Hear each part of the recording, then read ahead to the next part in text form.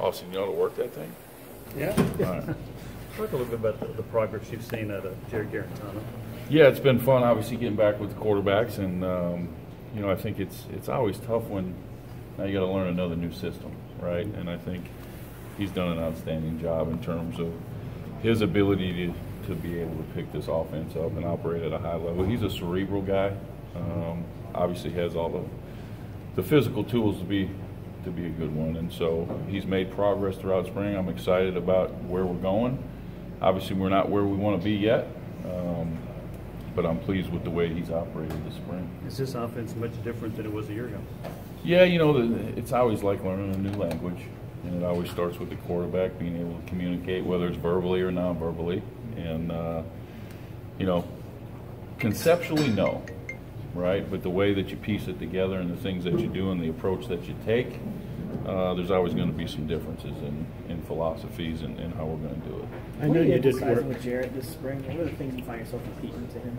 Well, I think it's any time you utilize the spring to, one, hopefully become more fundamentally sound, right, while you're learning a new system. And I think with him, it's really piecing everything together, being able to get the ball out of his hands, make good decisions, good starting point with his eyes, play with a sense of urgency. I always talk about playing fast, not in a hurry. And that's really what you want your quarterback to be able to do. And it's always tough, like I said, learning a new offense. He has made progress. He understands what we're doing. I'm really working on the total body of what he's trying to do to play at a high level at this position. Have you talked a lot with him about his leadership? Yeah, I think it's important that the quarterback has great leadership skills, and he's been around, played a lot of ball for us. We'll continue to lean on him as a leader of this football team, and that comes with the territory. And I think he understands that, knows that, and he is growing and maturing as we move forward through the spring.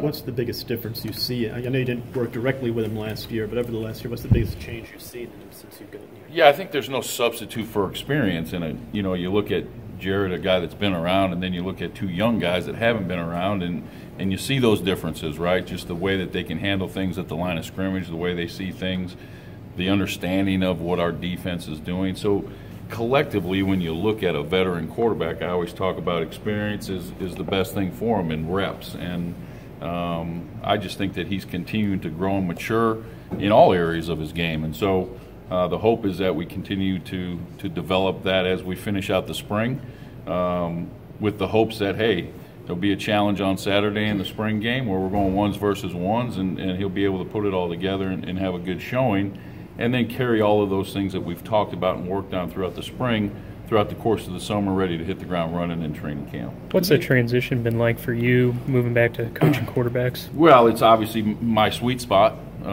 It's what I played. It's what I've always coached, and there's a lot of excitement every day I come to the office with the task of coaching the quarterbacks. And so it's been a lot of fun for me. It's a little unique in the fact that we get a lot of reps out there, and there's only 3 quarterbacks this spring. So benefit to the younger guys to get a lot of reps. But for me, I just feel comfortable in the quarterback room and being part of that and helping them grow and develop. How much do you talk to Jared about the experience of being a starting quarterback in a fishbowl program? Yeah, it's all part of the process. Is not only I'm not I'm a firm believer you don't just talk about X's and O's, especially at this position.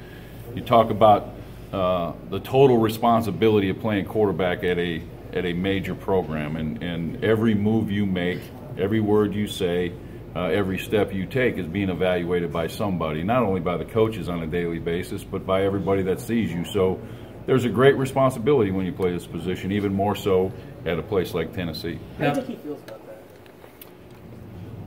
You would have to ask him. I don't ever speak for those guys. I can only share with them kind of my experiences, the good, the bad, the ugly, in hopes that they'll take it because I've been there and done it. And I tell them every day I don't have all the answers, but my job is to get you to play at a high level and understand what it means to play quarterback at the University of Tennessee. What are some of the chance to win a national championship and win a Heisman Trophy, and at the same time throw 6 interceptions in a game against NC State my first year I was starting. So never get too high, never get too low, stay even keel, be a great leader regardless of circumstance, regardless of situation, and go one play at a time. I think that's been my my focal point with these guys, that there's going to be a lot of good things that happen. There's going to be some things that happen that maybe you didn't anticipate. And I think it's important that we stay on an even keel and continue to grind through it and focus on really what is it we're trying to accomplish. We're trying to be the best player we can possibly be within the system. You talk about being re-energized coming into the quarterback room. When you're selling the program to other quarterbacks and trying to recruit, is it easier now that you're the quarterbacks coach versus an old quarterback coach and running backs? Yeah, there's no doubt. And I think I use those experiences that I had going through the process, right? And I tell all these young kids that I'm recruiting, I'm not any smarter than you, I'm just older than you. So I've been through what you're going through now, and what you have to find is, one, go to a place where someone's going to be able to develop you, someone that's been there. Go to a place that a system will fit you. The addition of Coach Chaney has been outstanding for this program.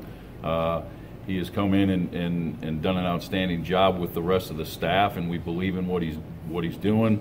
We believe in his vision and philosophy, and that's easy for me to sell at the quarterback position. And having the opportunity to have coached at all three levels now, as well as the opportunity to train a lot of guys that have played quarterback in the National Football League, is usually a pretty easy sell, and it's easy for me to talk about with these young kids. Do you ever dig into the archives and show Jarrett these guys, what they should be doing? No, but these guys, back in the day, we didn't have all this social media, but every once in a while I'll pull up that old 98-yarder that I threw against Clemson, where I was holding it in the back of the end zone just to let them know that I could throw it a little bit. I asked you a year ago off to the side if you ever ever go gig Peyton about being a Heisman Trophy winner in the building.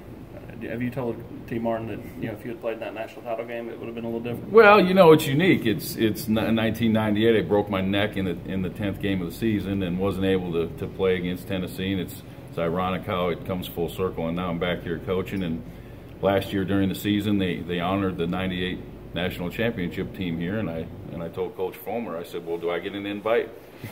We all understand if I would have played, you wouldn't have had the ring. So at the end of the day, T and I have built a great relationship, respect him very much, and it's been fun working with him, and there's always jabs here and there.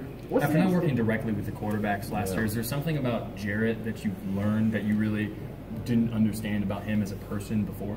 Well, I know this, that when you don't spend every single day with him, and when you're in the meetings, you only kind of observe from afar, and obviously you're there at practice with him, but to me it's about building relationships, and I've built a really good relationship with Jarrett in a short period of time now that I'm coaching him, and what I found is this guy is one of the most competitive guys I've been around. And what happens is when you don't get to know someone, maybe on the surface you don't see that, but this guy's competitive. He wants to be great. He wants to work. And that's all I can ask as a coach. Is there anything mechanically with Guarantano that you guys have tweaked a little bit in terms of release, things like football? Yeah, I'm a firm believer we're not gonna change anybody's throwing motion. I'm not in the business of that. When a kid was 5 years old and picked up a rock and threw it in the lake, that's the throwing motion. I can make other adjustments to other parts of their body to either speed the process up or make lower half adjustments. But this guy's a natural passer. He's got a loose arm, can make all the throws. Can change the trajectory and the speed of it. He's a heck of a passer. The one thing I'll continue to focus on is pocket presence and playing with a sense of urgency with your feet. It all starts with your feet, and then will translate into the delivery of the football. That's been our focus with him from a physical standpoint. Can you give us a quick difference that you see in second-year head coach Jerry Pruitt versus first-year head coach? Yeah, we all know it's never easy being a first-time or first-year head coach, especially at a huge program like this. And I think, not to speak for him, but I think he's learned a lot in his first year, just like we all would. He continues to find ways to make sure that we're staying on top of our game in all areas, whether it's schematically, whether it's recruiting. He's a relentless worker, and I think as he becomes more comfortable as a head coach and spends more time as a head coach, you always learn, and I think he's done an outstanding job leading this program, and clearly the vision for the future is very bright here at Tennessee. What have you seen from Brian Maurer so far? Yeah, the kid, I hate to say it this early, but the kid's got something about him. I call it the it factor. Comes from a program that really wasn't necessarily the most successful program, didn't have a ton of great players around him. he made that team go, and that's what you like to see from the quarterback position. He's competitive. You know, he loves to go out and compete every day. He's going to fake it till he makes it. Okay, most young quarterbacks do, but I love his presence. Built a good relationship with him, and excited about the future with this young man as he continues to learn and grow. What about JT Shrout? Yeah, JT been in the system for a year, right? And so now, you know, you really have to look at him kind of almost like a first-year player with no experience last year, now in a new system. You know, so again, I kind of approach those two young guys like, hey, it's first year in this system, first-year program, and for both of them. And JT's a smart young man. Continued to work on playing with a sense of urgency with him, but I like his makeup.